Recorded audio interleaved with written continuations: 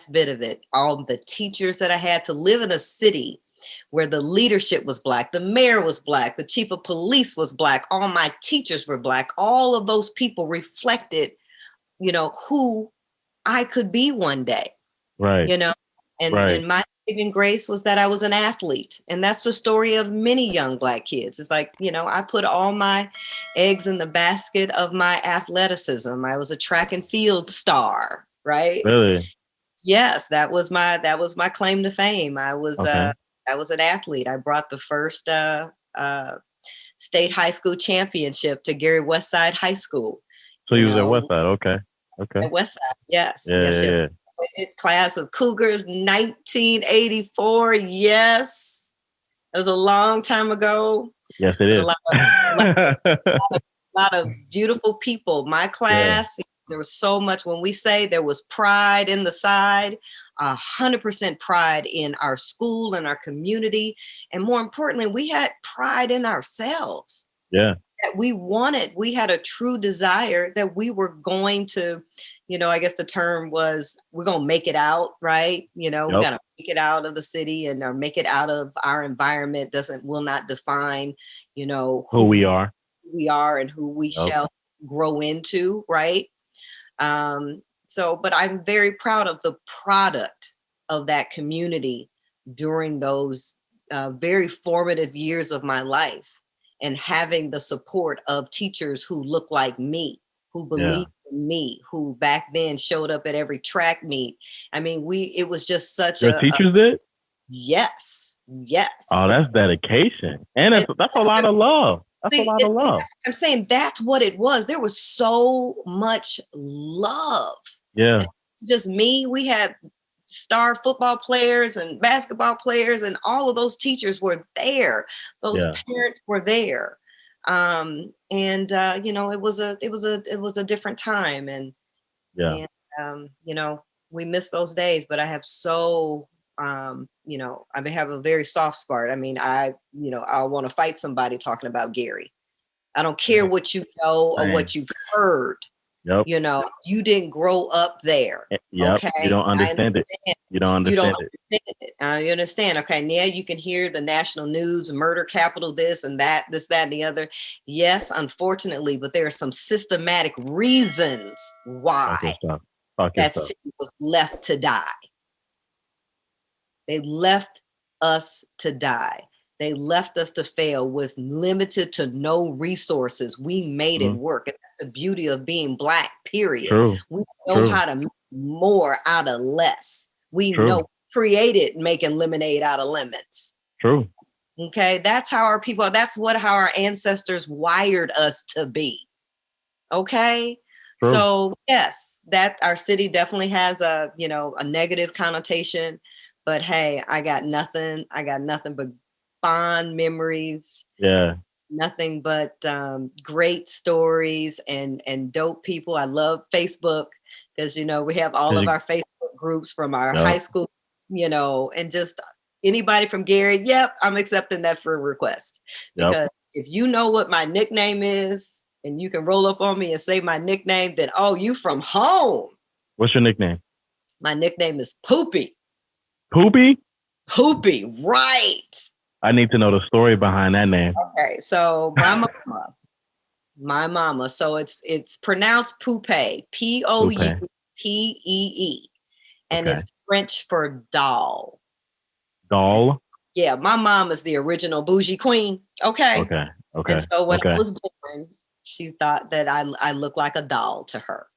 Oh. So somewhere she found that doll in French was Poupée. Huh. And so, of course, in the hood, so it's Poopy, It's You can't have no soft names in the hood. You can't have soft names in the hood. Right. Exactly. So my teachers knew me as Poopy. No one ever called me Dawn. Really? Yes. So I'm an outsider because I'm over here calling you Dawn and whatnot. But I'm saying, so I laugh at the fact that, like, early on, that people used to say, well, why is your name so boring?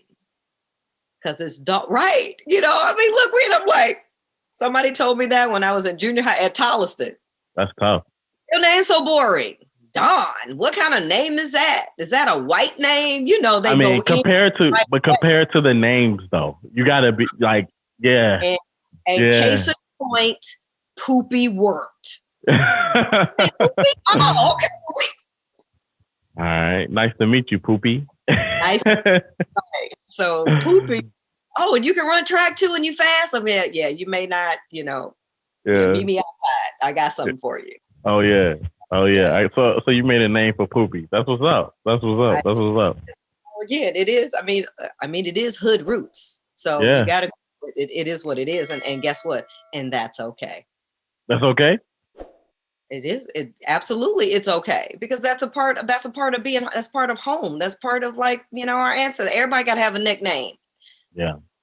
Many of us had nicknames. And so there is a lot of endearment that you have, especially if I'm, you know, navigating, you know, these spaces here in Minneapolis or wherever, and I run into somebody that remembers my nickname. Yeah. It's all love, man.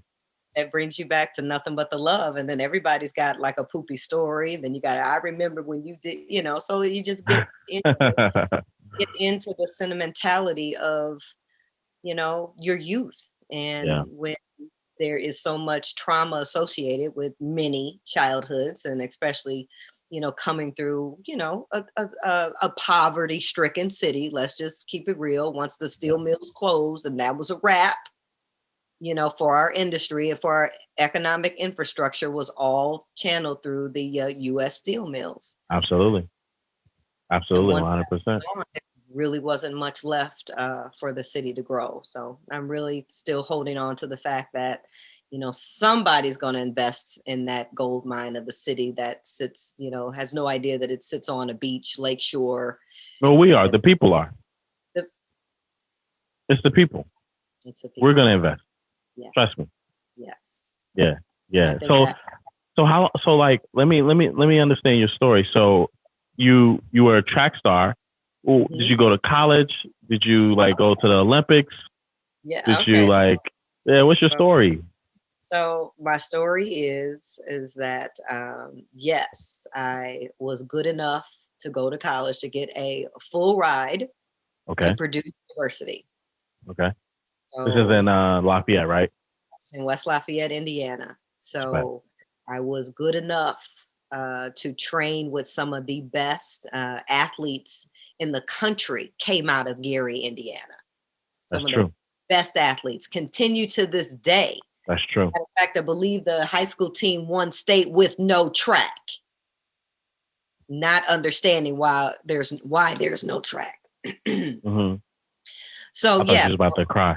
But no, but I actually there's a video I posted on my Facebook page. I went back to Gary for the first time after a really, really long time. Yeah. And I walked through the surge. Mm. And yeah, I was brought to tears. Really? Because it's a different city. What's that? It's a different city. You know, it is. But when I walked in the surge, it took me all the way back though. Nostalgia. That's where I'm coming from. It took me all the way back. And there's a picture of me and my teammates from when we won state still up on the wall. Wow. Okay. Wow. And so when I surge, I'm looking, because there used to be tons of history up on the walls. But from my understanding, there was some damage. There was some rain to the roof, and many of those pictures, trophies, and everything was damaged and thrown away. Wow. And so when I walked in there, and I had been told that, so when I walked in there and I'm looking around, I'm literally doing my live video. And then I see that moment that out of all the pictures that, you know, my picture is still up on the wall. So, I mean, just to have that connection of looking at myself as I think I was 16 years old when we won state. That's huge. You know, it's just so much pride. And the school was beautiful, was cleaned up. It looks like, you know, it's been relatively maintained. And then I went outside to go walk on the track. A lot of history, a lot of records were broken on that track. And to go to the track and see that it was completely, you couldn't even walk on it. It was that bad. Wow. So it's like you couldn't Wow. see. I mean, it was all the everything was torn up. The field was torn up, and just remembering so much history of touchdowns being made, and my powder puff days of making touchdowns as a playing powder puff football, and Okay. and practicing there, and just the history, and just to see it Just go. non-existent. Yeah. Just see it non-existent, and it was just really, it's just really, really sad. If And there you was could just do, if you could do anything, right? Like as far as helping the city, what would you do? Like what would be the first thing that you would do if you had the power to help the city? Ooh, that's a great question. We can always lead with sure pour dollars into something. Yeah. And I think that's important because there needs to be some sort of philanthropic effort, to build up the community. So for sure, for me, and I believe some of these efforts are being done through the Alumni Association, is that my focus would be on the youth. My Mm-hmm. focus would be on the kids. My focus would be into what made me. Okay. And giving back in that way, and making sure these kids knew their history. And then building up the infrastructure around, replacing the track. Yeah. Giving them the A1 facilities that we actually used to have when Westside and Roosevelt and Wirt, and Lew Wallace all competed against each other. Horace Mann, don't forget the man, and that was so the original. the original, right? Exactly. And so just to bring back some semblance of life and history for the youth. Because that is where it's all gotta be put back into them, but they gotta see something. And right now it's torn down and been taken away from them. Yeah. So if I could do anything, I would definitely build back up the infrastructure so they can have the equipment that they need. Whatever books, computers, they would have all the top, whatever resources they would need as far as staffing, they would have, all the dollars needed to make sure that they had everything they needed to give back to the kids. If you're not about the kids, you need to go. We need people in there who care. We need people in there who will follow these kids from the day they walk through these doors until the day they graduate. We need people who care enough to walk them back through the process. I would love to, put something together where, some of the alumni could just come back. Yeah. Pay everybody's expenses, that we all come back, especially as athletes, to come back and give back. That's huge. And show up, because I think it's a lot of this connection that is missing. And what we're finding out, period, is that we just have to know our history. That's true. We're lost. And much of our history was, again, clearly stolen from us, right? That's true. So now it's an opportunity for these kids to know that there were many that came before them. I know we old heads now. A lot of great old heads that built this place. Yeah. And you need to see the old heads that built this place. Right. Yeah, you actually took that all the way to this beautiful place. But you were telling me about being in the Olympics. No. I know. You sprinkle that. All right. So you were telling me that what happened after high school though? Okay. So I did. I was really good, but I wasn't that great. I wasn't that level of greatness. Okay. I would call myself, I was good enough to be a very competitive Division I athlete. Okay. To be able to keep up with my academics as well as my athletic career is huge at a big institution like Purdue University. So I have a lot of pride because I stayed in the state of Indiana. I really just moved, up the road a little bit. Between Indianapolis is where my dad was, and my mother was still in Gary. So I basically was in the middle of my family. So always had people at track meets. Always. So that always felt good, that I always had that community, because family was really important to me. And that my family got to see me participate at a very high level. And there was just so much joy to compete at that level. Because Okay. I never thought that, you know, that that's where I would end up. Right. You ain't, product of, Gary, Indiana. It's like, well, where do you go from here? That's You true. know, and so you don't always know. But I had this dream. My dad had a dream for me. He said that I would go on to do great things, and we would utilize this talent, of track and field to be able to get me there. And, when your parents are able to paint a really good picture for you and give you some modeling to follow, and then, work hard. Let's not take away, I did work hard. I did have Okay. some dope natural abilities though, but I Okay. did work hard, and I was a good student. I was the type of kid that my brothers, things came really easy to them. Me, I had to read the book, turn it over, read it again, pray about it. And then, so I things know didn't that come feeling. that easy to me. But Definitely that again, feeling. you learn discipline. And that's Uh-huh. the greatness in being an athlete. You learn discipline. You gather the tools on what you need to do to get to the next level, and understand that there is work involved in getting there. But the other thing, one of the biggest things that has truly translated to who I am today, is like my mindset, Talk and about that. and Talk about that.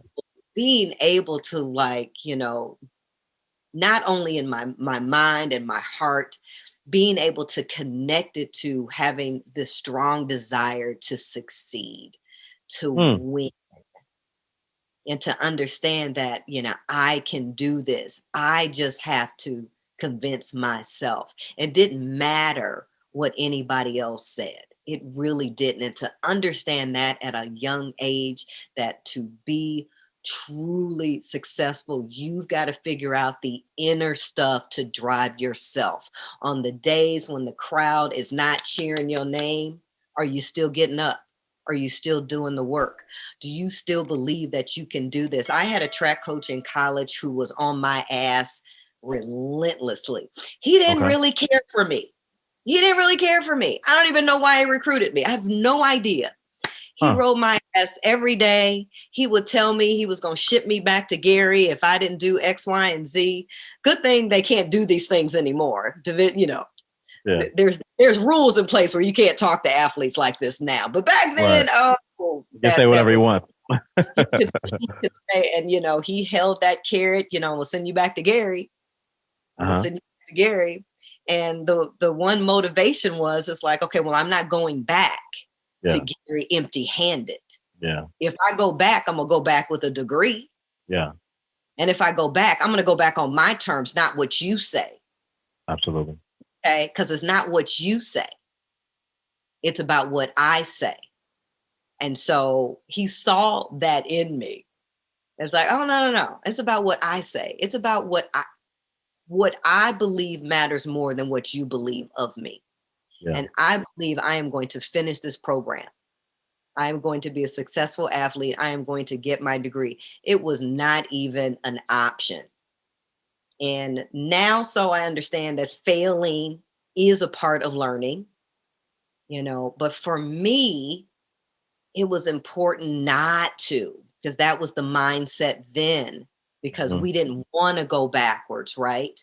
And that was, it was almost preconceived that what if you're from Gary, the chances of you failing are really high. Yeah. So for me, I'm like, oh, no, I'm going to beat the odds. I'm going to be, that one that, oh, no, I'm going to beat that. Yeah. I'm not going to allow you to define me. I will be successful because I decide to do so. And just again, having that mindset, and then to be around athletes who also felt the same way as Mm-hmm. teammates, right?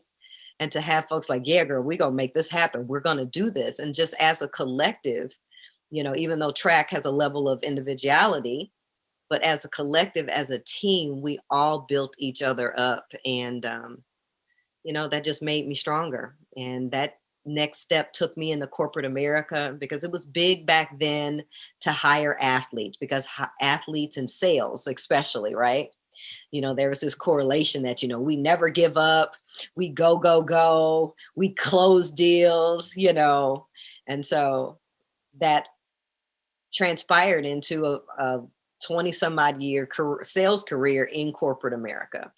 Okay. And I truly believe that athlete's mindset to win, followed me through, until I decided one day, it's like, you know what?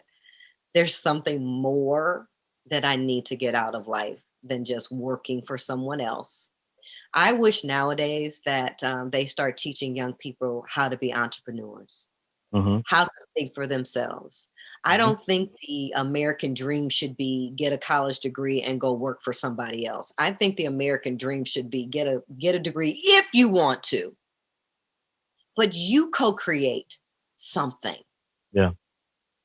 You figure out how to change something. You use your own big idea to create wealth. You Absolutely. don't have to go work for somebody else for that success. So I'm hoping that, we can create like a different blueprint, a different mindset for young people, that you don't have to go work for someone else. So you have to conform. And what is dope right now is that as Black people, we can stop conforming. Yeah. I can wear my hair any kind of way. Yeah. I no longer choose to have to be and follow the white standard of beauty. And so True. I really want to encourage, the pride in being Black, Yeah. because everything begins and ends with Black culture. Everything is Bye. about us. This country, this world, this universe would be so boring without Black people. Do you think that this world would like even exist if there was black people in it? If the black Uh, people weren't in it? we're not. Ooh, it would be. Whew. I mean, we have co-created so much. I mean, I would always say, Black women, we are Mother Earth. Everything was born from us. Mm-hmm. Everything. So yes, this Yeah, place would not be in existence I without agree. all colors of beautiful Black people, because I actually agree. we are everything. Yeah. And saddens me um, when our young people, or not even young people, don't have that level of pride in who we are. Our ancestors sacrificed everything True. for us to be here today, and True. we need to really lean in to that greatness. So I'm glad 2020 had to happen. The Yeah. pandemic had to happen. Yeah. COVID-19 had to happen. The racial revolution had to happen. Yeah. It was time to rip the Band-Aid off. It was time for people to sit their asses down and be still, so you Yeah. can crystal clear see the injustices and the inequities that are happening in this world. So Yeah. if you choose now still to turn a blind eye, then you're the problem. No, fact. Fact. Mhm. And So the powers that be know this. you think so? Everybody's exposed. Everybody's exposed. And that's why 70 million people voted for somebody knowingly, because they're trying to hold on, because things have been exposed. Hmm. When you say things are being exposed, you're referring to what?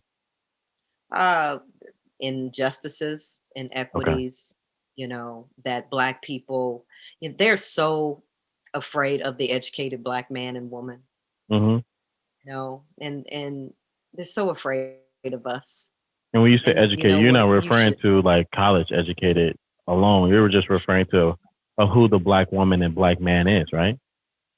period, period. And no, it doesn't Mm-hmm. have anything to do with, no, it's being in your awareness. No, Yeah. being book smart and spending 70, 80 grand to go to a white institution does not make you smart. Okay. No, I mean, those of us who are in our dope awareness of self, the power in knowing who you are, Yeah. That's what they're scared of. So who are you? Who am I? Yeah.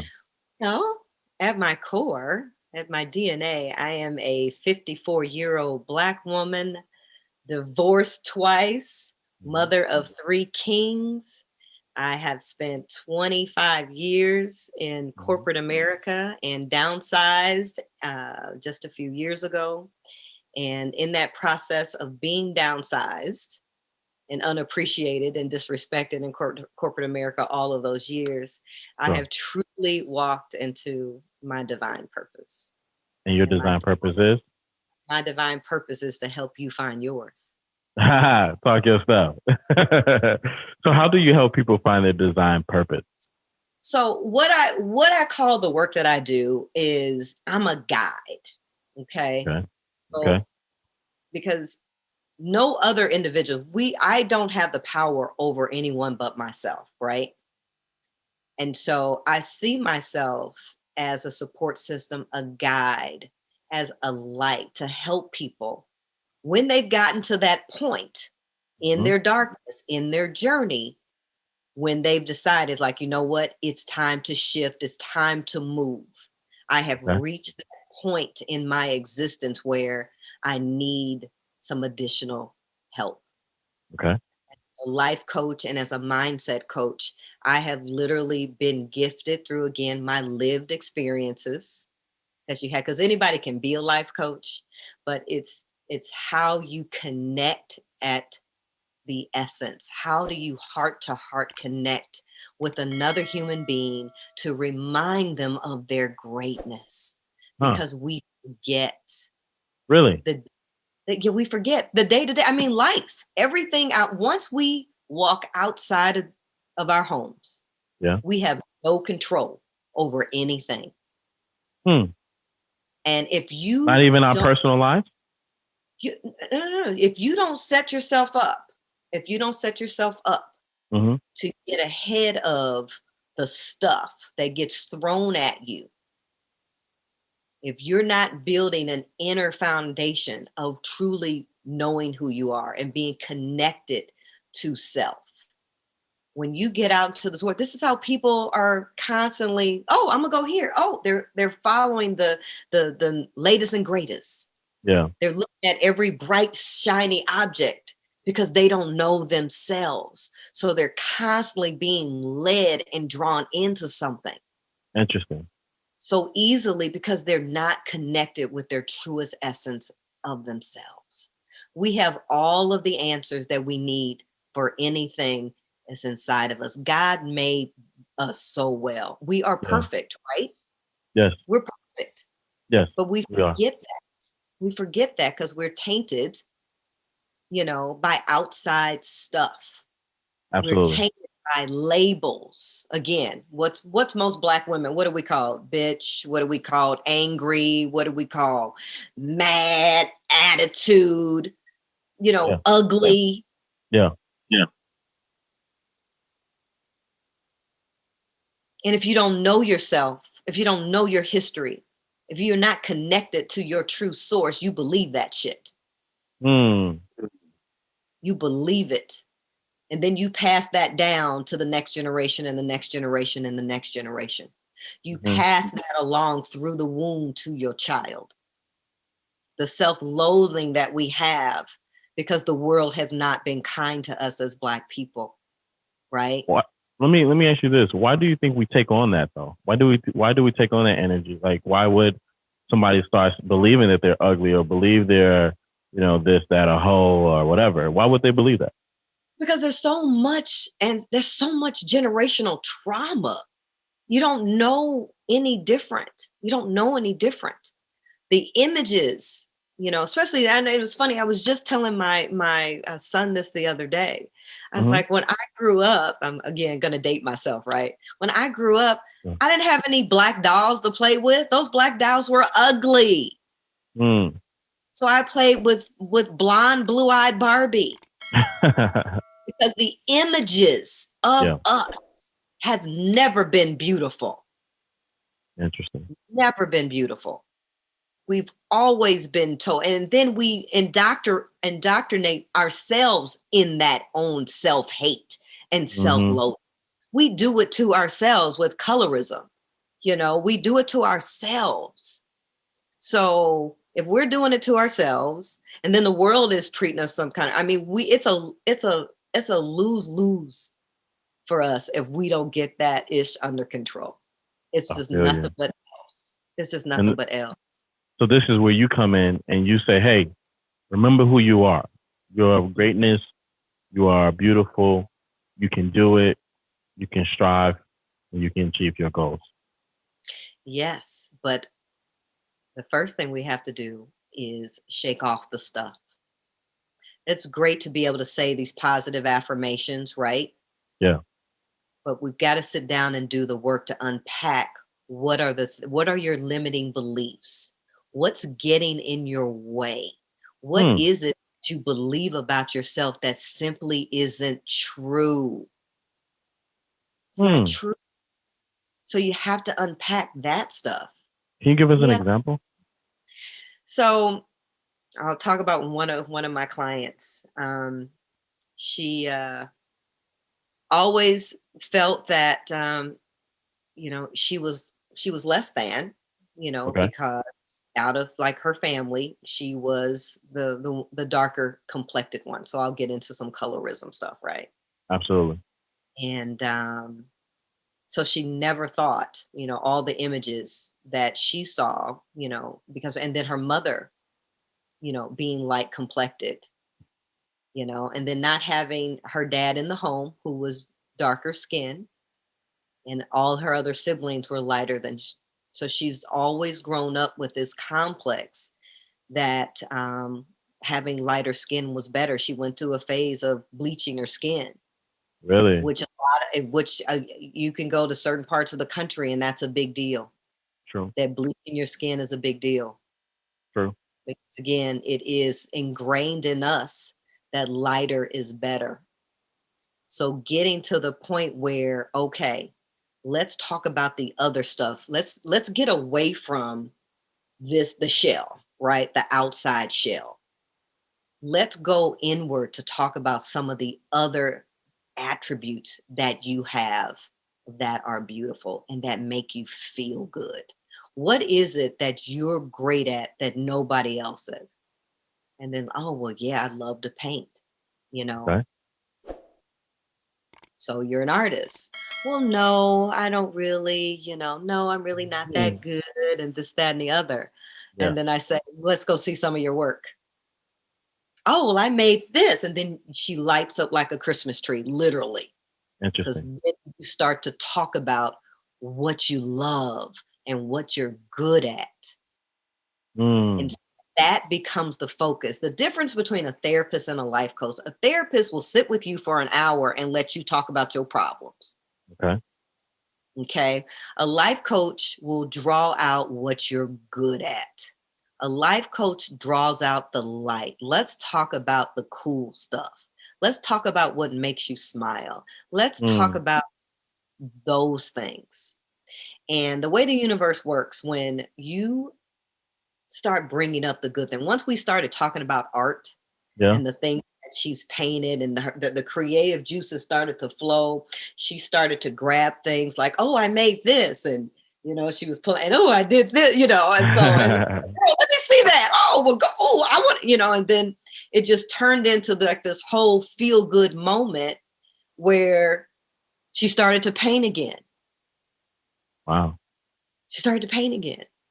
And in that process, that then all of a sudden, we could talk about our shot. It opened up like something that had been told to her that, oh, well, you can't make no money at that. Oh, don't nobody want to see your art. Oh, girl, please, And then she started to get back into her creative like mojo. Yeah. And then once you start drawing in that zone of the things that you're good at, see, I had track and field, right? I had something that was my zone, and you thrive in that and you keep moving in that momentum. And once you start doing that one thing, all of a sudden, you know, I truly believe the universe starts to see that, oh, wow, you're happy doing that, huh? Let me give you some more of that happy. Let me sprinkle some more of that feel good on you, sis. Absolutely. That looks good on you.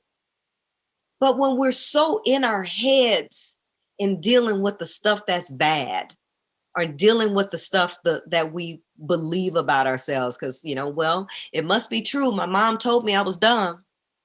And who believe their mama, right? Everyone Trust their mama. And the power of your words, especially when you're dealing with children, when they are, impressionable, they're sponges. Yeah. And everybody wants to please their parents, and they're in such a position where, they.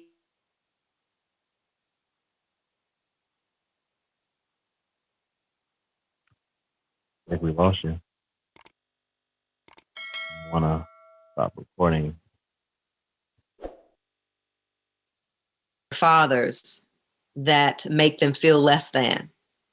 And when you go back, you had went out for a while, just FYI. So okay. Yeah, I might have lost a little bit of it, but okay. Continue. I just want to let you know, what I'm saying, what's going on. All right, go ahead. Just show. So you deal with a lot of, adults that have that childhood trauma. Yeah. That comes up because you become triggered and at the weirdest times, things that keep coming up. Like, and when you don't trust the energy when you're around certain people that make you feel some kind of way, you go like, I don't get a good, then you need to listen to that. Yeah. People need to learn to trust the vibes, trust how does it make you feel? Trust that. We so believe that some of our emotions are bad, right? No, listen to that. And as a life coach, it's almost like, you need to hear from me that, believe what you just said. Okay. How did that feel? Well, that's the right energy path. And sometimes you need to just sit still. Okay. Sit still and listen, because you can't hear God speaking to you when you're constantly moving and busy. True. And so that was another, in my healing journey that led me to wanting to understand meditation. Right. And how meditation, you don't meditate to be good at meditation. You meditate to be good at life. Yeah. You meditate to get your nervous system in a place where you don't have to react to every person in every situation, because meditation allows you to find a pause. Yeah. Allows you to go, so you're not always wanting to, you don't have to be a part of every argument that shows up. You don't have to be a part of every person that wants to draw you into their negative energy. We do have a choice. God gave us choices. Yeah. And we just have to trust ourselves enough to know that we're making the right decisions for ourselves. And so that's the fun part of being a life coach, and getting people to connect with who they are just meant to be. It's just so much joy in that. I can tell it's your passion. They say like when you're able to talk about something or read about something, or you barely could sleep or eat and doing it, that's how you know you found your purpose and you found your passion. And this is definitely your passion. Now let me ask you this though. How important is it to find purpose? Like, can we live life and never find that purpose, and say at the end we lived a fulfilled life? Without a purpose? Without a purpose. Well, not a fulfilling one. And here's the deal. We were all divinely made to live within our purpose. Everybody, everyone, every soul has a purpose. And if I can scream from the top of the mountains, that I want everybody to figure out what it is. What is the thing that sets your soul on fire? And I encourage my children, you're going to figure this out, because I think it is the most pressing thing that most people don't know. I But I agree. don't also think that people don't take the time to ask. I agree. Hey, self. Hey, me. Hey, self. What is my purpose? What else is there for me in this life? Yeah. And sit still and then allow it to come. What would you say to someone who think they're in there? Sorry, go ahead. Go ahead, and then I'm going to ask the question. You have to be open to hearing it. Okay, you really have to you have to be open to hearing it. Get out of your own way of saying why something can't work, and be open to what can. There's so many there. I mean, you can be limitless. You just have to decide and be open. Be open for it. Yeah. My question was, what would you say to someone who believes or think that they're in their purpose, but in actuality they're not? And how they know, how you know, and how they know is there's no growth. Correct. There's no results. There you go. It's a lot of stagnant. Like, what would you say to those people, especially if they can't see it? They think they're in a place of their purpose, but they're not really going anywhere. What would you say to those people? Yeah.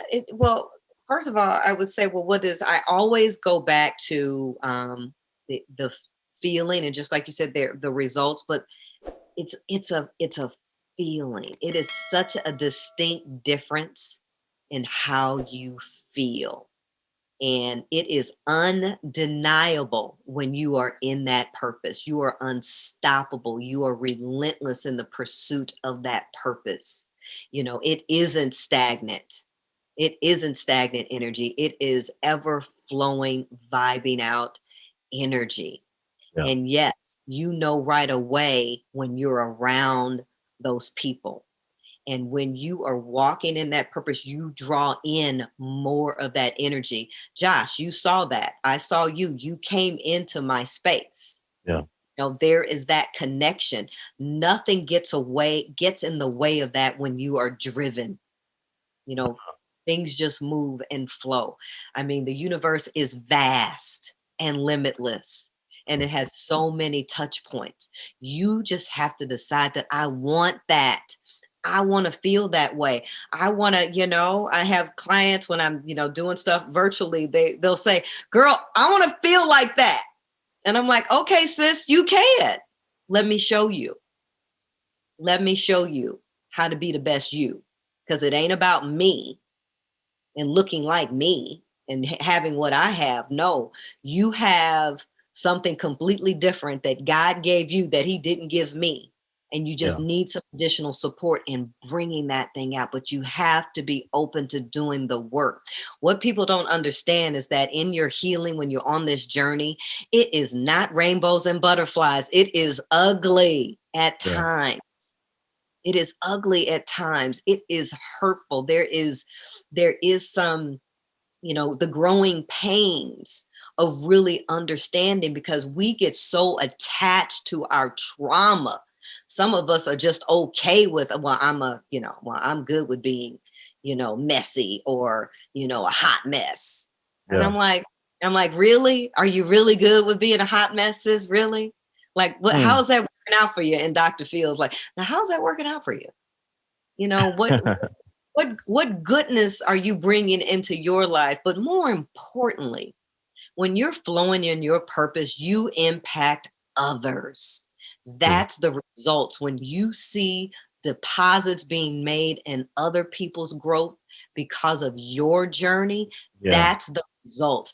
That's the secret sauce. Servant leadership is so important. The give back game has to be there. And so that's the end result. What deposits are you sprinkling on the world? Because when you say, well, I'm going to go out and I'm going to change the world. And I'm like, nah, no. No, you need to work on yourself. If each individual decides to go on this beautiful enlightenment journey of healing, that is what changes the world. Each individual making a conscious choice to heal from their wounds, to heal from their trauma, to work through their darkness, to find their light that we all have. If we all make a choice to roll in our purpose, that is what changes the world when we walk out of this door. Because you show up in that. Yeah. And people want that. We want more of that. So it starts with you. You be that goodness. You be the change you want to see. It starts with you. It's our own personal responsibility to be dope. Okay? Yeah. So we have to trust what that is, but there is work involved. But I promise you that on the other side of it is just it's a different level of bliss. Absolutely. When I was entering like my career, studying practicing architecture, I had to ask myself that question: what was my purpose?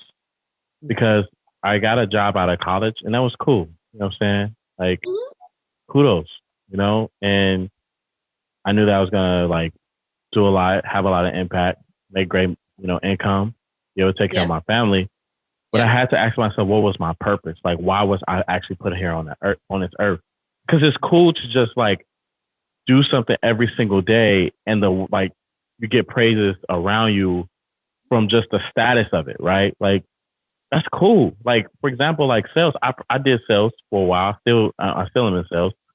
But like in sales, like it you feel good that you make a lot of money, but what is that purpose? What is that thing at the end of the day where you can say other people are growing from your energy and what you're putting out to the world? And I stress purpose so much. For example, when somebody comes to me with a new idea that they want to start, two things I'm asking them: what is your passion? And do you understand your life's purpose? Because then you could tailor, even if you want to do whatever those things were, you could tailor your passion and your purpose to that.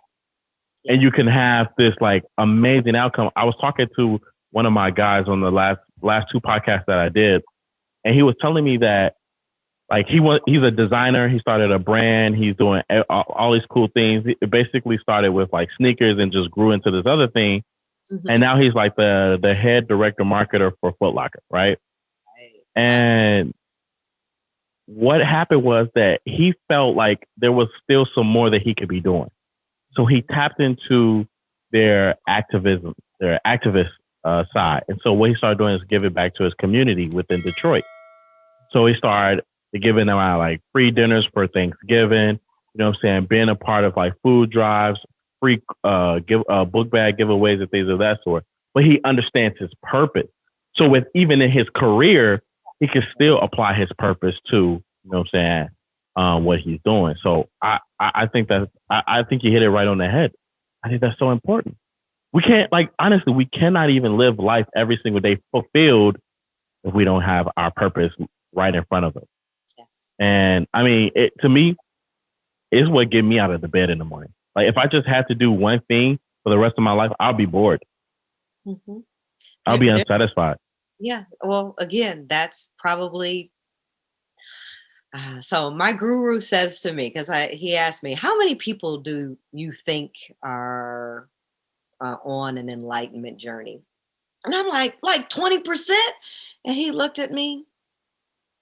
If it were that high, that there'd be no world hunger, there'd be no poverty. I mean, he just ran it all down. And I'm just like, he said, it's probably 1% of the population gets it and that are actively in their purpose.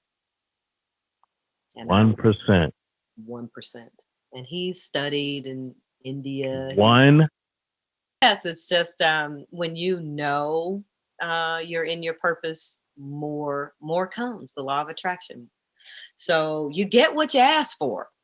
True. So be careful what you continue to ask for. So True. Why not, and then how do your actions align with that?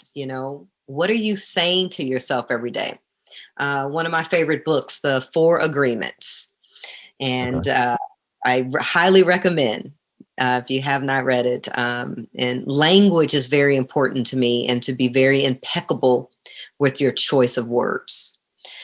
Each of us, I think it's about 60,000 words a day. Women, I think it's a little higher than that, because, I'm sorry, 60,000 thoughts a day, 60,000 thoughts. The average, yes. And women are higher than that. 60,000 different thoughts? Just what a thought. It could be the same thought, but 60,000 different things run through your mind in the course of a day. Okay, that makes sense. So that's a lot of conversation with yourself. Internally. Internally. That's your own so if you are not choosing a better feeling thought, you are definitely walking around in a prison. It's true. In a prison. Try some different words, even if they're little, even if it's little things. Even if you just say, I'm okay. Being okay. When people tell me that, I'm like, okay, that's probably better. And I said, that's probably better than, maybe yesterday. And they'll say, yes, it is. And I'm like, okay, well, hey, okay is, hey, you're okay. Well, we rocking with your okay. So we can figure out, well, what we gonna do tomorrow? What's gonna be better than okay? Oh, okay, yeah. Then you just get people to think about, instead of going from okay to like, oh, is that all you are is okay? Okay for some people may be better than they felt in months. True. It's true. Right? So take it up a notch instead of going down a notch. Be impeccable with how you roll up on people. I believe in grace for everybody until you prove otherwise, right? Until you prove grace. Gotcha. Okay. Until you prove otherwise. Offer grace, offer kindness. Because you just don't know what each of us are going through as humans, because there's a lot going on in this world. And unfortunately, when you hear numbers like most people are struggling, the average person is struggling. But I don't want to be average. And I don't believe that I am average. I don't want to be average. Let's get above that. Average is not okay. Does that energy come from being an athlete, or is that something that you genuinely have in your heart? It's genuinely inside of me. It's genuinely a part of me. My mother told me long time when I was a little kid that she told me I had special powers. And again, remember, the words are powerful when you're talking to your children, right? It's true. Right? True. And I never forgot that. I'm like, okay, I got special powers, Right. You didn't know what that meant, right? Feeling good. Yep. But there was something, in my subconscious memory. It's like, yeah, there is something special, about me, and it doesn't have anything to do with how I look. And I would always say that if, people give me a compliment, oh, you have really pretty eyes, oh, you have a great smile. And I say, yeah, but my inside way better than my outside. And that would always catch me off guard. I was like, oh yeah, but my inside's way doper than my outside. Trust me, believe that. Yeah. That, and so really, yes, because this could be gone tomorrow. True. Thank God for the, for the shell, but really, you shouldn't have ugly insides. True. The work is really having a healing, because you never heal. Okay. I believe we're always healing, and it's a choice every day that you get up. You make the choice that I'm going to continue on my healing journey every day. So you don't think that when you finally get over something and put something behind you, you haven't truly healed from that? You think that it's a constant progression? It's a constant progression, because there's always contrast. Because again, there's always bad things that happen no matter what. There's always good and bad. Sure. Nothing is forever. Nothing is permanent. So as I understand, when I'm happy, being happy is not a permanent state of being, and Sure. neither is being sad. Okay. So what I do believe is that we learn to navigate and flow, within those emotions. Mhm. And just having that understanding that when something we come up against, kind of like, ooh, gets our attention, right? Yeah. Says like, ooh, it's like when you may think, oh man, I thought I was good. But somehow, there's something, because that's just how it works, right? And so, but the thing is that when you're on your healing journey, you see it quicker, you feel it quicker, and you navigate through that smack quicker. Mm. You don't stay stuck in it. So Mm. when bad things happen or challenges or something goes wrong, you have a better understanding of how to get through, because you have such a trust and knowing of yourself and understanding that I'm going to get through it. Yeah. Yeah. Okay. I'm going to get through it. Like, yeah, it hurts. This hurts to lose a loved one, grief and all it does hurt right now, but just having the understanding that I will get through it. Yeah. Nothing is forever. And there are people that just believe that, oh, I'm just gonna be, excuse my French, I'm just gonna be fucked up for the rest of my life. Really? Yeah. So I guess that's your truth, because you just said it. True. But it doesn't have to be that. So you stop people in their tracks. So people know not even to come around me with that mess, right? Because I'm going to cut you off, off with your head. Like, no, we're not going there. Yeah. And nor am I to be drawn into your pity party. Yeah. I'm not going to be drawn. We'll give you your, okay. I'm like, okay, are you done? Yeah. 4 minutes. You got 4 minutes, 59 seconds. Okay, you Yeah. done? Okay, so let's try and shift the narrative. Let's shift the language. What can we do to raise our vibration? Absolutely. Take your butt outside, go get some sunlight, go for a walk, put your headset on and listen to your favorite song over and over and over again. There are so many tools that you can do, little things. We just have to practice them every day. Start knowing those things that make you feel good. Yeah. And what the pandemic did allow for some people to have to sit with their stuff. Yeah. Because they didn't have an outlet to go run to the mall, or they didn't have an outlet to go run over old boy's house. They didn't have an outlet to go to the club. They didn't have an outlet to do these things, right? Yeah. They had to sit with self. Let me figure out how to soothe. One of the things when you have babies, when they try, teach babies how to soothe themselves, Mm-hmm. Eventually you quiet yourself. Mm. You've got to learn to do that. You've got to understand, listen to your body. What is it saying to you? What should you be doing? It's Yeah. because we're always going so much. There's so much healing and spending time alone with your damn self No facts. and dealing with you. Yeah. It wasn't until I learned how you can actually mentally train yourself to be prepared for those type of situations. And it was from this book, I think it was called Freakonomics, that I read. And it was a story of this guy who seen an accident happen. And he watched how the person in the accident didn't know what to do when it came down to it. So they started freaking out and they were very scared.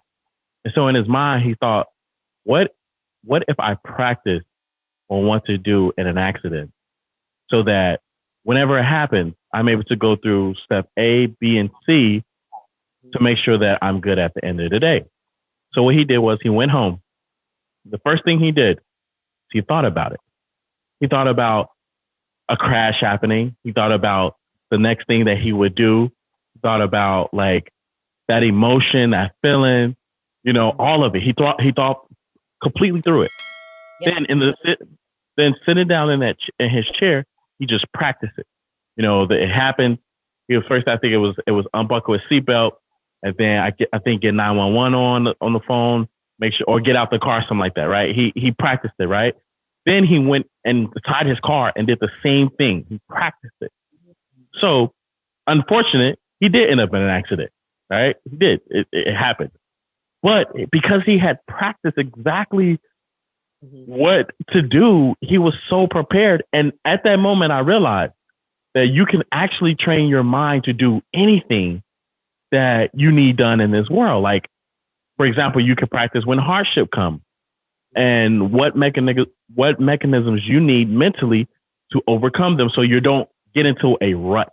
Because I realized, like, as human beings, it's so easy for us to fall into traps of depression. And it's so easy for us to get into like you said, the woe is me and feeling sorry for yourself. It's easy because, it feels kind of good, like, to be the victim. It feels kind of good to have those issues going on. It feels actually good. But when you get down to the basis of it, it's a negative position because then you start affecting other people.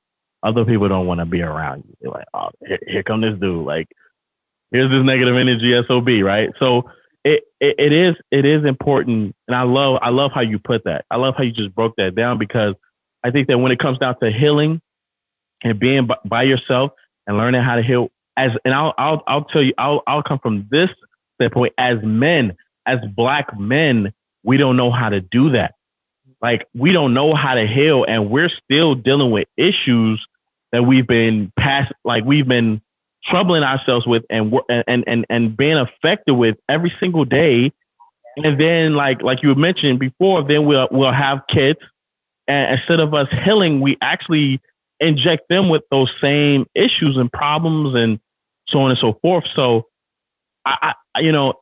when it comes down to this healing thing, for you, what was the shift for you that you knew that you could not stay in your situation and you had to be by yourself, you had to learn yourself, and then try to relate that to I don't know how difficult or easy it is for what Black men could do, because I don't think we really look at it as being a problem. We actually suppress it. Like, true enough, we pile it down here and here, and we never bring it up, and it causes a lot of problems.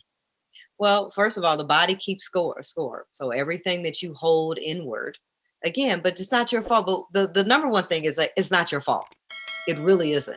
It's not your fault because you're told not to cry. True. You're told to suck it up. You're told, boys don't cry. You are told from day one, on top of, you were born from a man that was told not to cry. You were born from a man who never healed, who dealt with his stuff. And you don't know what type of trauma that he experienced in his lifetime. And so it's not your fault. And just understanding there's a level of forgiveness in healing too, on whoever hurt you, because many of us are waiting for apologies from folks, right? Right. And it really does start with you forgiving yourself and understanding that there is so much beauty and power in being vulnerable. And that's a really tough word for men to hear, that word. Oh yeah. Vulnerable. I don't even know how to be vulnerable. Yeah, don't even know where to start as far, exactly. But vulnerability has to do with, actually feeling your feelings, being, I basically give my sons like the green light to feel. Tell me what you're feeling. What is it? Asking the question, what is the emotion? Well, I'm angry. Okay. Well, what is that about? What are you angry about? Or you say, we don't attach meaning to our emotions because we have all been taught, especially men, that it's bad.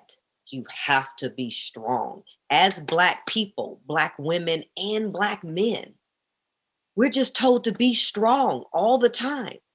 What do we hear from white? Oh, you're just so strong. Yeah, that's unfortunate to a fault because we have been desensitized in this strength that we have so we can endure, so we can just figure out how to survive. So Black people in surviving has desensitized us from really feeling and being connected to who we are. Because there's been so much struggle, in our DNA. I mean, we're born into knowing about struggle and hardships and not really understanding the language or even having the capacity to be able to sit and like really understand it. Because we're just trying to live, man. I'm just trying to eat. I'm just trying to move. I'm just trying to make things happen. We're always trying to make stuff happen. And none of us are given really the true grace and patience to heal, to just be with our stuff, because we don't have the luxury for that.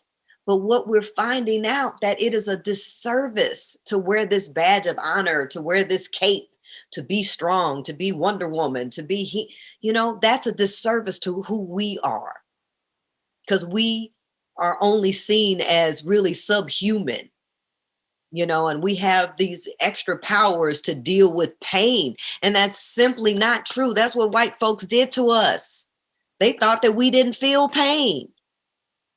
They thought that our high tolerance to things, and even though that may be so, it is taken away so much from us that if we aren't intentional in our conscious awareness that we need to do this work and sit with self and understand what this is, what is going on with our bodies, and get the support that we need, then we're going to continue down this path of being, desensitized.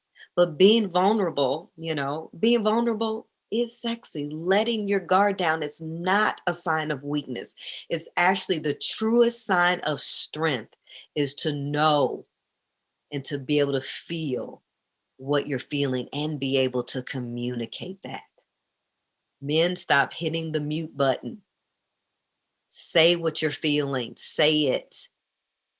We want to know. We want to hear what it is. Ask yourself, what is it? What is it that I'm feeling? And don't be afraid to say what it is. There is so much fear out there. There is so much worry and anxiety around, what is masculine and what isn't. And, now we got all kind of like labels and toxic masculinity, and we got the feminine Black man, and we've got hetero and trans, and just, again, that's a whole nother rabbit hole, to unpack as well.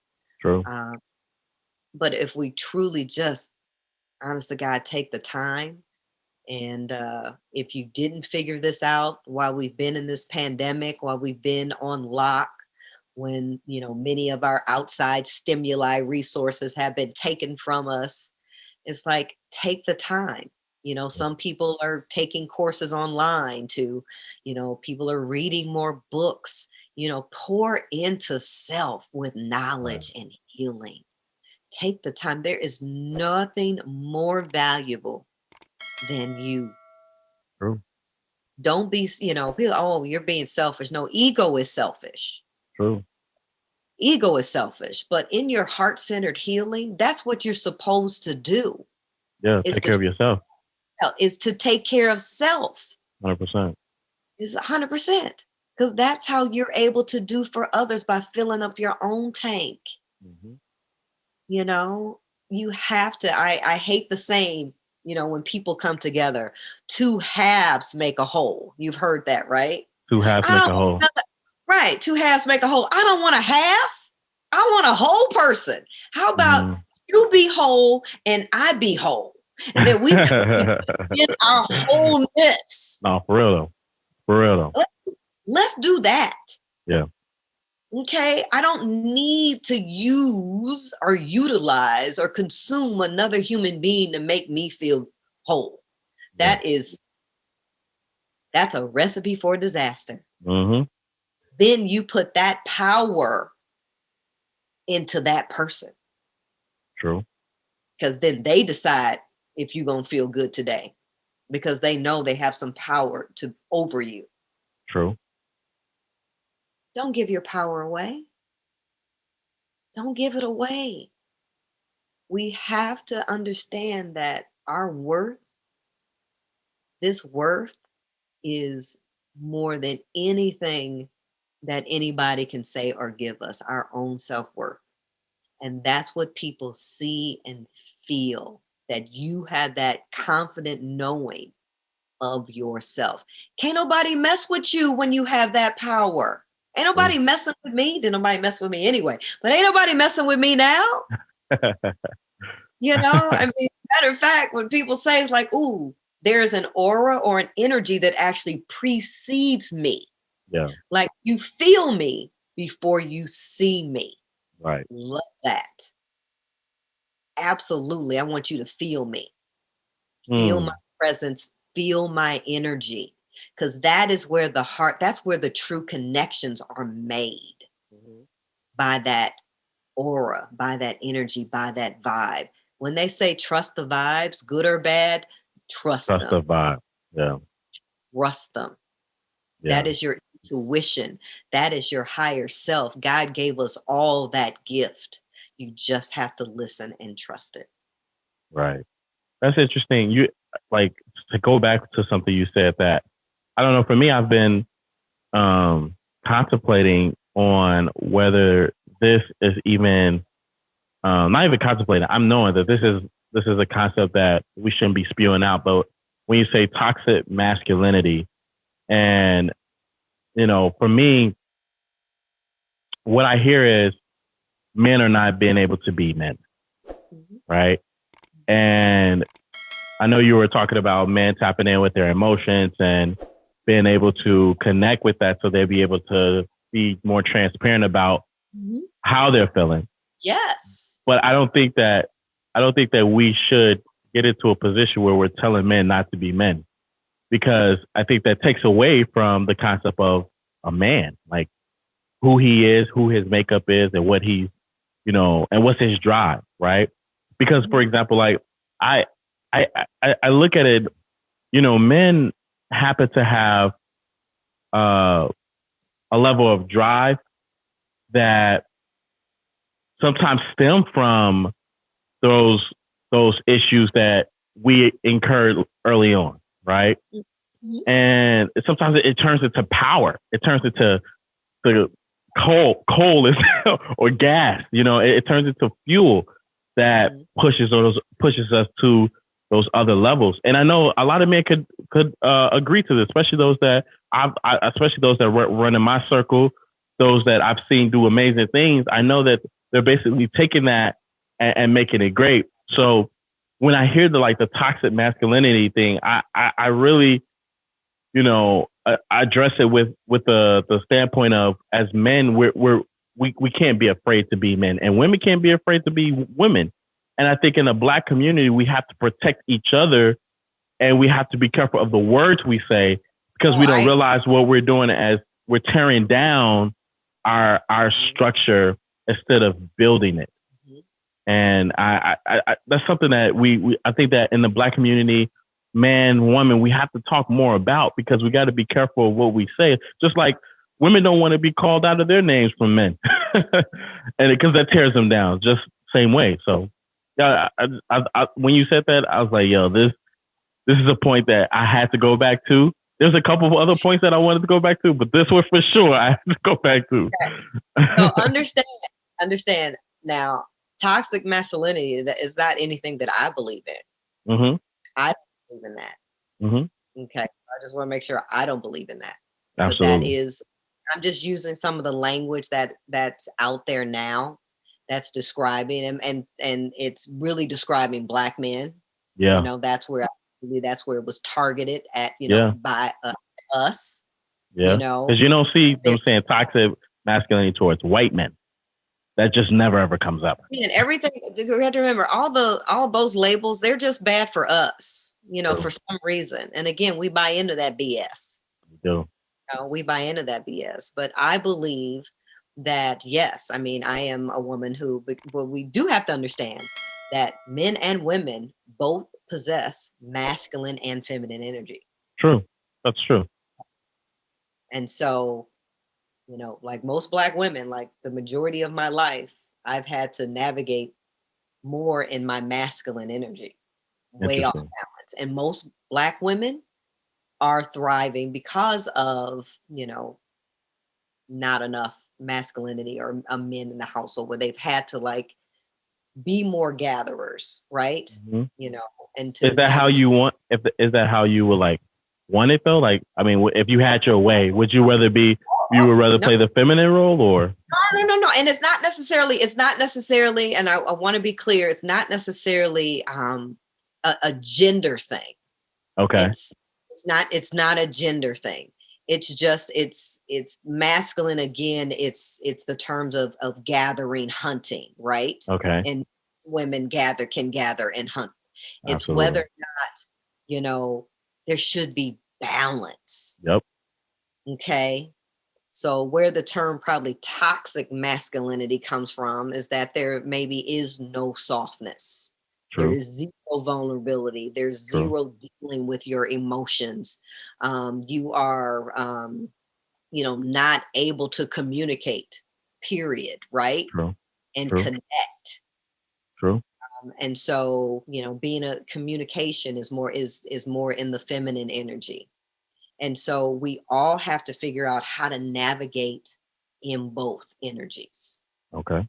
Okay, because that's really where the sweet spot is, to be able to navigate in both effectively. Are you familiar with the Ankh, the Egyptian or African Ankh? I'm not. Okay. I'm going to try to describe it visually so in perfect harmony, you can look it up too. In perfect harmony in African culture, the Ankh represents where man meets woman. And I don't know if you're familiar with the cross, but if you're familiar with the way the cross looks, the Ankh has the loop. Yes, exactly. It has a loop within the cross.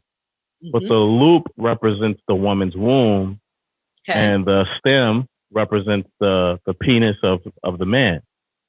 And in that, it represents perfect harmony, and that's why those two, I don't know the terminology, but those two, whatever you want to call those that come out, are equal to each other, because it represents how it's balanced. In this, it's balanced. So I think that at the end of the day, it's all about how do we find that balance within our community? How do we find that balance within our relationships? And how do we find that balance throughout the world? And if we're able to constantly go after that balance, seek after that balance, and want that balance, it'll happen. And be it. Be the balance. Because it's not necessarily about always seeking. True. No, Oh, you said C or B? Seeking. I mean, be the balance. Okay, yeah. Yeah, I thought I heard you right. Instead of so much seeking and searching, because all of those terms are describing being outside of self. Absolutely. Really, everything is inward, in self. So True. We need to do more being, because we are human being. Go crazy. Beings. Go crazy there. Right. Go crazy. So yeah, quit searching and seeking and running and stop doing that. Yeah. We're just supposed to just be. So do the work of loving yourself, connecting with self. That is where the magic is. And we all have it. God made perfect beings. We just got to sit still and do that work. And let it happen. And let it happen. Get out of the way and let it happen, and get support get help. Um, and when you're in that zone of being, there's a natural connectedness that starts to happen. Yeah. But you got to do the work. You got to feed good stuff in, right? You got to read good books, listen to the word, listen to, you know, be around certain vibrations and frequencies that, Yeah. lift up your spirit. And like I said, do that work, go on that walk, man. It's or what, I'm Yeah. turning into a hippie. Like, yeah, meditate, peace and love. Yes, do all of that. Yes, burn some sage, get your candles out. Like, do I have my sage sitting over Do you here? have faith? Yeah, I have some Palo Santo over there. I got my amethyst crystals. Yeah. I wear my moonstones and my amethyst on my hand. Mm-hmm. Got my crystals. Probably can't see them when I Oh, meditate. yeah. Okay. So you got to have some rose quartz this is all about love, self-love. Rose quartz is about love for self. Mm-hmm. And so when you're feeling any kind of way and you need a little extra love for self, I sit with my crystals during my meditation because it just adds that extra, vibrational energy to my Absolutely. to my being. Balance. You said it. That's what it's all about. It's all about balance. I think that, like this conversation has been like really inspirational for me. I've been able to take so much out of it. I know the audience have as well because you've dropped so many gems. Where can people tap in? Where can people find you? Well, we love that, social media is just universal. Just like we found each other, I am out there in the universe on social media. It's my name. I am the Dawn Johnson Experience. The Dawn Johnson. The Dawn Johnson Experience. And my experience is your experience because we're all connected. We're all connected. That's true. And so in my coaching practice, we connect, we vibe, and I guide you back to who you are. Because we just get off track and we just need a little support. No, and for real. I just guide you back to you. Who guides you though? I always want to know, like in the coaching and psychological work, who guides the. You know what? And that's a great question because I truly believe in this coaching space. Yeah. All coaches should have a coach. Yeah. Period. Yeah. And I've had different coaches along the way in my journey. Matter of fact, I've had business coaches. Now I have a beautiful spiritual guide coach because I'm actually ready to level up in my practice, to go deeper in understanding of my intuition. And so I have a coach who does energy work and body work. And I'm really excited to start the journey of more because I'm telling you, it is limitless. No, it is. We have so much capacity to learn about who we are. Yes. I mean, so much. And so, yeah, I'm really excited about that next level of digging into self because I'm sure there's more and I need somebody to kind of help me, navigate that process. So, yes, don't ever work with a coach who don't have a coach. That's true. All coaches have worked with great coaches. That's true. All great track coaches had great track coaches. It's true. So, I started off being coached as far as athletics, and I've just transitioned that through corporate America, and now on the other side of that, I'm able to, serve because I see this work as serving and giving back because I want everybody to have this truest understanding of self because I know that this is the work that changes the world because it's in my purpose. Wow. And that's what it's all about. And I want everybody to tap into what that is because you all have it. We all have it. Wow. At the end of the day, what would you say make you the happiest? I know we might have brushed up on it, but I want to be very specific about this question. Like a At the thing. at the end of the day, what makes you happy? Um,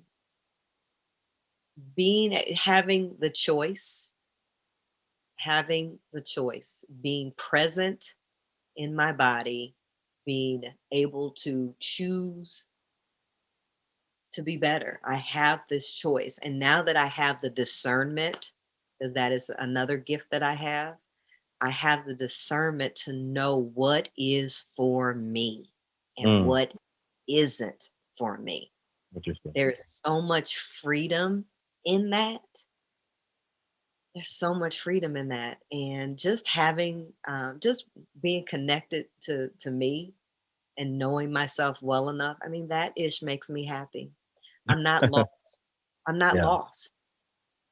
I'm not lost. I have found myself, and there's so much love there that's the sweet spot. It's the love of self, the warts and all that I in my knowing, and that is what makes me happy that I know that now Yeah. I, w- unequivocally. I Know was it. looking on I was looking on your page, Mhm. and is it that you have like a place where you also do speaking, like podcasts and stuff like that too, or is Uh, it just I mean, I've done like a little bit of everything in like this whole journey. So yes, I've done some podcasting like you're doing, where I've interviewed folks, and I'm working on getting back to that, but I've got some other things that I'm really digging on right now. I'm in the wellness space, and because everybody is in need of healing on multiple levels, so I am working with my business partner, and we are, we're coaching, that's what I people with seen? That's what I organizations. Yeah, seen. Yeah, I seen that. Yeah, we're you're doing doing that. That's coaching. huge. It is. It is. And It's huge. I mean, there's a lot of trauma here in Minneapolis. This is where, the murder of George Floyd happened and the racial revolution kicked off right here in the Right there. Midwest, Yeah. Minneapolis, Minnesota. And there are a lot of organizations that support, um, you know, marginalized communities, and there's just a lot of trauma, and we're coming in and we're kind of helping people deal with that. Okay. And so there are organizations that are dealing with the community that's been traumatized. So those individuals actually need support as well to be Mm, able to show up every day to interface with a community that's really struggling. So that has been a niche. I also appear on Rolling Out AM, and we do a wellness segment on Wellness Wednesday. And we talk about all things wellness. We bring people in who talk about financial fitness. There's so many different lanes within wellness that's all about our healing. yeah. That is just endless. And so I'm really fortunate to have a platform now that I'm doing that on a regular basis. And working on my new content for 2021, and dropping some more stuff here really soon. So it's No, very exciting. that's dope. That's dope. It's good Well, to be me. It's good to be me, but I can coach you how to be you. true. Yes. True. Yes. That's your slogan. No, that just kind of, I don't know. I What just is pulled your that. slogan? Do we have to have a slogan? I don't know if I would I don't say I know. have. That sounded really good. I was like that works. I thought that you were putting a stamp on it when you said that. I was like, that made the whole entire conversation make sense. You know. It, no, like I said, call myself a guide. Yep. If anything, again, I guide you back to who you were truly divinely guided to be. I get you Respect. there. Respect. I think we're We gonna get leave it right there. Then I think we're gonna park it right there. That was beautiful. Thank you for being on the podcast. I mean, what you've done. I mean, literally, like, what a great conversation. I think the level of consciousness was really high. Vibration was really high, and that's I what love having these types of conversations. You don't have them that, every day, but when you do, you can yeah. appreciate them. So, Exactly. Exactly. so you have any last things to say to the people?